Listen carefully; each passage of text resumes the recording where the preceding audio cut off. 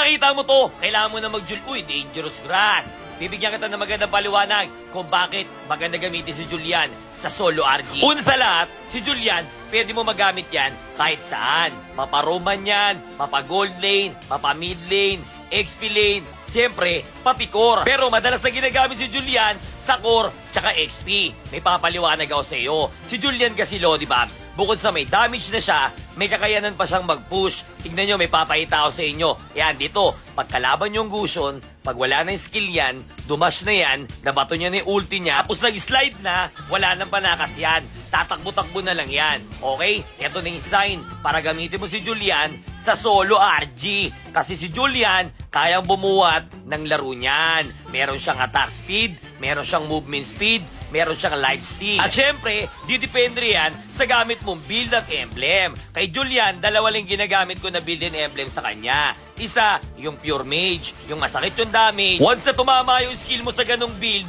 at emblem, wala, takedown talaga. Tumba talaga kasi nga pure mage, masakit yung damage, basta masalo niya lahat yung skill mo. At meron pa yung pangalawa, yung aggressive ko na tinatawag. Yun yung madalas kong ginagamit. Yung aggressive Julian, yun naman, kahit hindi tumama yung skill mo sa kalaban, pwede kang pumalo pa. Kasi hindi ka didepende sa skill mo doon. Sa palo-palo, yung attack speed, tsaka life steal. Ito, papakita ko sa inyo. Yung sa taas, yan yung build at emblem na ginagamit ko. Ang tawag ko dyan, pure mage Julian.